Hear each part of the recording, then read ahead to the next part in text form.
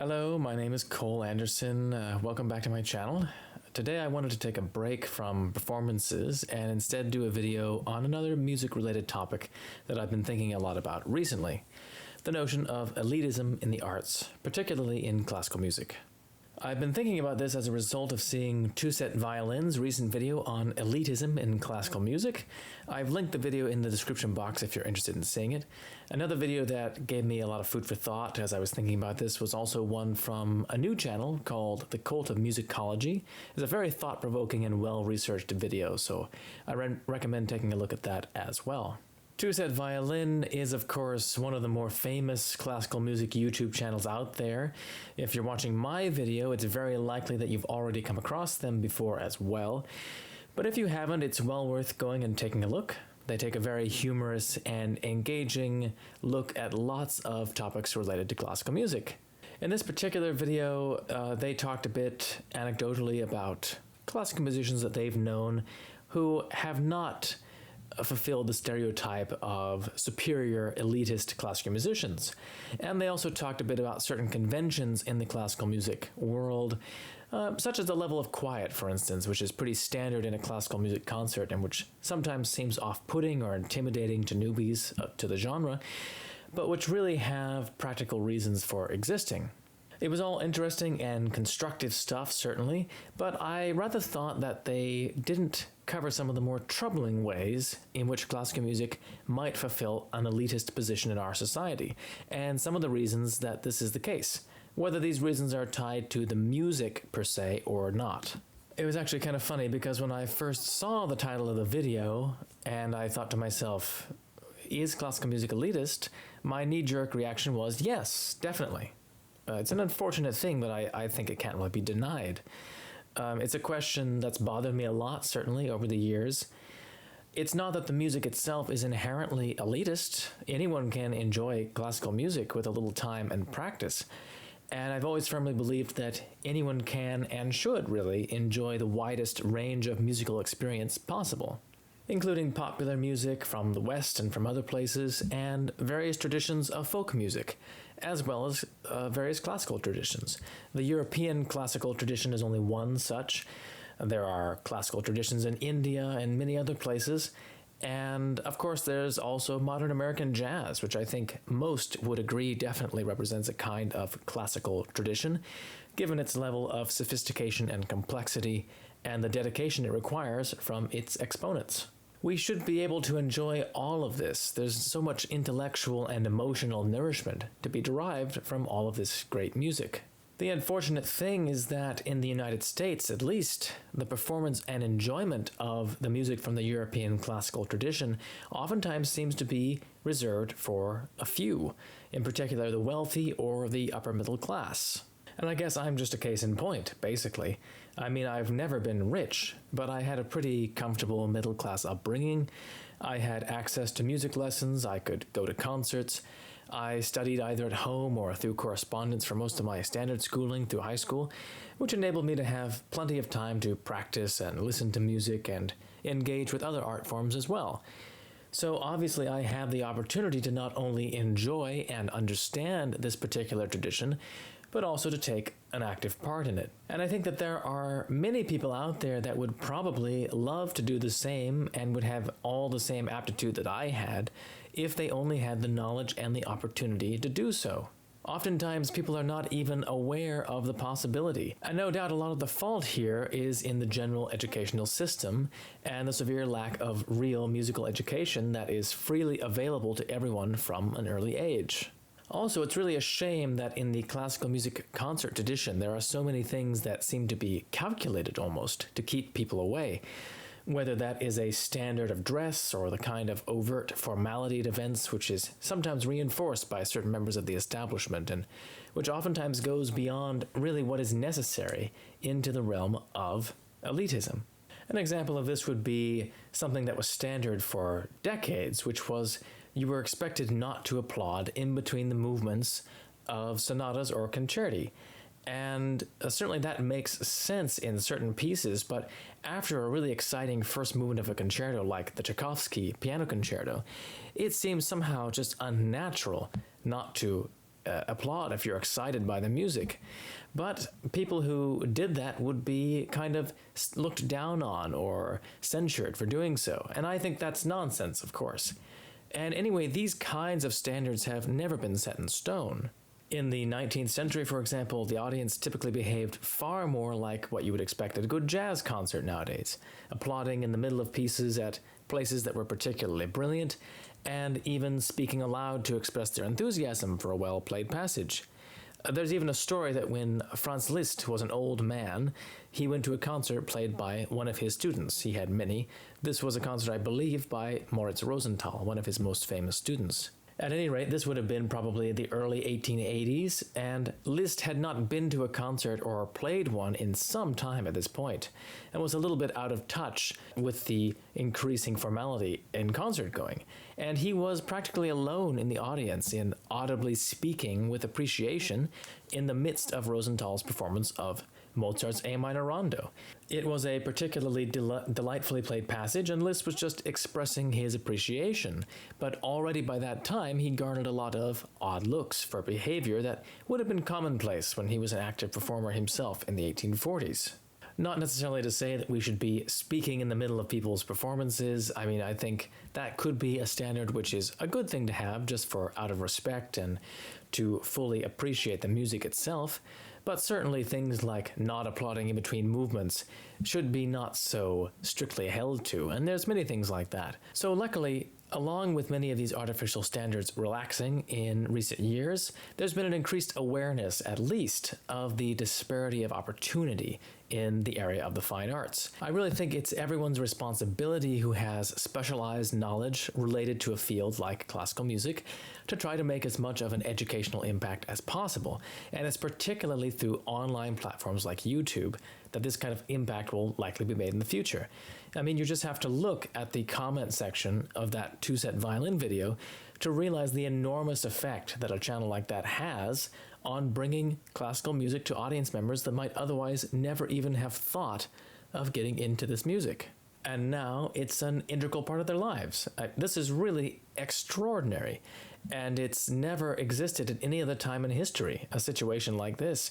I think the educational potential of online platforms is really just starting to be explored. So who knows where it will go in time. It's very exciting to be part of this revolution, certainly. So this is kind of the first thing that came to my mind as I was kind of thinking about these topics. And it is really a complicated topic. I said before that classical music itself is not inherently elitist, and that anyone should be able to enjoy it regardless of their background, socially or economically. And I do believe that, but I don't think we should necessarily take that for granted, because I think sometimes people actually do feel that it is the music itself that in some way creates distance from the audience. As I said, this has a certain basis in lack of freely available music education, but there's also just some basic things about the music which I think leads to misconceptions and could contribute to the idea that this music is somehow inherently elitist or for only a select few. First of all, there is the simple aspect of the technical difficulty inherent in both composing music for the concert stage and also performing that music. It must seem sometimes that it goes far beyond simple inspiration into a kind of great intellectual rigor. Certainly there is an enormous amount of intellectual strength that's required from a composer. Oftentimes, the effort that goes into creating successful works, whose main reason for existence is to be hourly focused upon, the music itself has to justify its own existence internally without relying on any other stimuli. And the composer has to develop a skill set with great effort over a long period of time that allows him or her to accomplish this.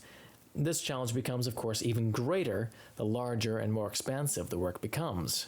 For performers, it's even more obvious. The physical and mental challenge of playing much of the great repertoire written for the piano alone, for example, is so great that conquering those difficulties amounts to a kind of Herculean task, which can't really be underestimated. When you see an effortless performance of a piece like an etude by Liszt or Chopin, or a sonata by Beethoven, or any number of other pieces from the past or present, the non-performer can't really even imagine the enormous effort that went into mastering that piece, the kind of blood, sweat, and tears that went into being able to have not only mastery of that piece, but also just the general physical, emotional, and mental setup in place to be able to play an instrument beautifully at all. It takes a long time and an enormous amount of work. In some cases, if we think of really exaggerated examples like Liszt's Don Juan Fantasy or Brahms's Paganini variations, it's hardly less of a physical feat than competing in some kind of a difficult Olympic event. So from this point of view, there is the necessity for the existence of a certain kind of quote-unquote elite composer and performer by the very nature of some of this music, insofar as it's difficult to write well and difficult to perform well also. But I think a major problem that appears in the classical music world is if you consider that this kind of elite level difficulty always equates to musical value or importance. And I don't believe that it always does. It seems like some people oftentimes think this way, though. Of course, this is largely subjective, so everyone has to decide for themselves in this area. But to me, there are some very difficult works, which undoubtedly took enormous effort and intelligence to compose and put together, that mean very little to me. They're not works that I really relish hearing again and again, or even feel particularly like studying. And some works that on the face of it seem to have taken very little technical skill, on the other hand, to compose, and which are indeed quite simple from a mechanical perspective to perform, sometimes seem to me to be works of enormous relevance and beauty. It's kind of like a short but very beautiful poem that might only be a few lines long, but every word counts and has to be chosen with the utmost care to make the final effect meaningful. So from this point of view, I don't think it's necessarily wrong that there's a certain necessity for high-level composition and performing to create this music. However, in my view, we should not always equate technical difficulty with importance or quality. Sometimes there are other more intangible things which go towards creating meaningful art. So from that perspective, a popular song or a work by Grieg or Scarlatti, which seems to cost far less technical effort to compose and perform, might be just as worthwhile as a symphony by Mahler or Bruckner, which take huge ensembles and endless rehearsals to bring to life. So this starts to bring us closer, I think, to the heart of the reason why it is that classical music in particular is sometimes singled out as elitist. Because it's not only composers and performers who have to have a high level of skill to make this music come about. It can also require a high level of concentration to derive full enjoyment just from listening to it as well. If you're listening to a piece of music the way the composer intended, trying to put your full attention on this music and following the music just like you would follow the story of a great novel, without being distracted by other things like doing the dishes or eating a meal, etc., well, that's actually very difficult, and it requires time to build up the mental stamina to accomplish it.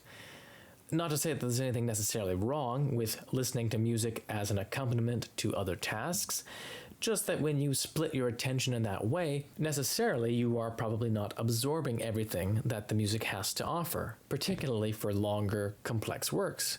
It's no different from reading a classic but difficult work of fiction. Things like Ulysses by James Joyce, or the series La Recherche by Proust, Moby Dick by Herman Melville, Orlando by Virginia Woolf. These are all some of my favorite books that have this quality in common with a Mahler symphony. They're very dense with ideas. They have complex use of language, subtlety of thought, and great length. They're not necessarily greater works than other things that are shorter and pithier, but they are also amazing in their own right. I've had to think about how to justify the length and complexity of some of these works to myself as well, because at one time I was a music appreciation teacher. I don't do it anymore for the time being, but I taught at a community college in Jackson County in the state of Michigan, and I was introducing many of these pieces to students who had never heard a single piece of classical music before. And some of my students would simply say to me, what's the point of a piece of music being that long and that complex? I just want to hear something that has words and is easy to understand.